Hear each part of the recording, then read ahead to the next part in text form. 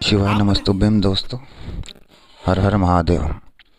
इस कथा में पंडित प्रदीप मिश्रा जी ने बताया है कि जो गौ माता को लुम्पी की बीमारी हुई थी वो बेलपत्र से कैसे ठीक हुई और श्रम्भेश्वर अवतार महादेव ने कब लिया और विष्णु भगवान के नरसिंह अवतार को कैसे शांत किया, जो शंभेश्वर शिला है। कृपया आप वीडियो पूरा देखें और लाइक एंड सब्सक्राइब जरूर करें। हर हर महादेव। श्री शिवाय नमस्ते। अब पति का काम है भरण पोषण करना। शिव जी पशुओं के भी देवता हैं, पक्षियों के भी देवता हैं शिव जी।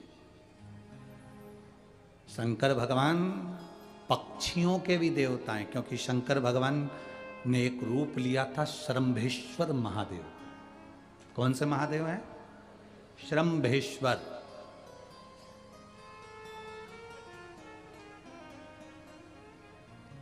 पक्षियों के भी देवता हैं, पशुओं के भी देवता हैं।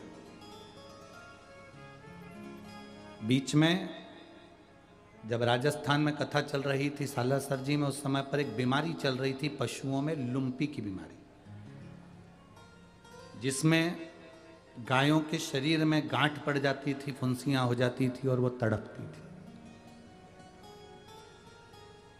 जब सालासर जी में कथा करी तो वहां पर हमने उसमें उस समय पर श्रम्भेश्वर महादेव की कथा का वर्णन किया था और कहा था रोटी में बेलपत्र रखकर श्रम्भेश्वर महादेव का नाम लेकर आप अगर खिलाएंगे तो उस समय आराम लगे। और उस समय पर जो लोगों ने खिलाना प्रारंभ करा गाय को, तो गौ माता के शरीर पर लुम्पी की बीमारी अटैक नहीं कर पाई और धीरे धीरे श्रम्भेश्वर महादेव ने गौ माता को ठीक करा। कई गौशालाएं लुम्पी से ग्रसित हो गई थी, वो भी ठीक हुई। श्रम्भेश्वर महादेव ये वो अवतार है शंकर भगवान का, पक्षी का एक अवतार। इसलिए पशुपतिनाथ बने तो पशुओं के देवता हैं, पक्षियों के देवता शंकर जी हैं, क्योंकि वो शंभेश्वर महादेव बने थे। शंभेश्वर महादेव कब बने?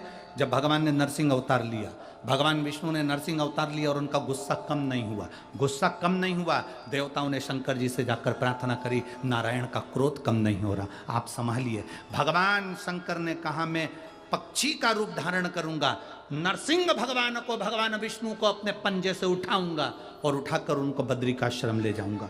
भगवान उड़ते उड़ते शंकर भगवान श्रम्भेश्वर बनकर उड़ते उड़ते आए। श्रम्भेश्वर पक्षी का रूप धारण कर कर उन्होंने भगवान विष्णु को उठाया, नरसिंह भगवान को उठाया, उठाकर ले जाकर उनको अलखनंदा नदी में पटक दिया। अलखनंदा नदी में जैसे ले जाकर डाला, शंकर भगवान के डालते से ही नरसिंह भगवान का क्रोध समाप्त हो गया और उनकी वहीं समाधि लग गई। जो समाधि में लीन हुए 1000 वर्ष हो गए। लक्ष्मी जी भगवान विष्णु को ढूंढने के लिए निकली, मेरे प्रभु कहाँ हैं, मेरे प्रभु कहाँ हैं।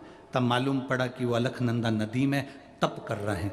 जब लक्ष्मी जी ने जाकर विनय करा, प्रभु आप वापिस बैकुंठ चलिए। भगवान नरसिंह ने कहा मैं चल तो चलूं, पर मेरा मन बिना बद्रिकाश्रम के रहेगा नहीं, इसलिए मैं क्या करूं। लक्ष्मी जी ने कहा आप एक शिला के रूप में यहाँ विराजमान हो जाओ। अगर आप लोग बद्रीनाथ गए होंगे, बद्रीनाथ के पुल पे से आप मंदिर के लिए जब जाते हैं तो पुल पर खड़े होकर राइट में तापत कुंड, जहाँ पानी गर्म होता है, उसके ठीक नीचे की ओर दर्शन करेंगे तो वहां पर एक शिला है, जिस शिला का नाम नरसिंह शिला है। भगवान नारायण नरसिंह शिला के रूप में विराजमान हो गए।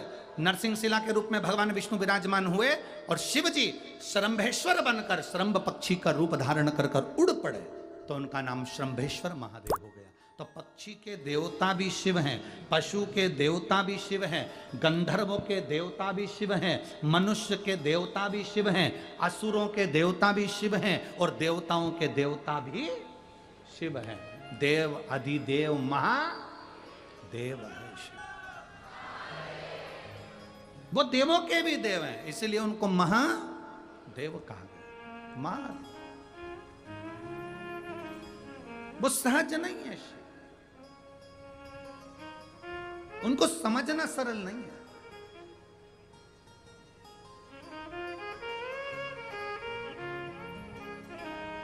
और खाली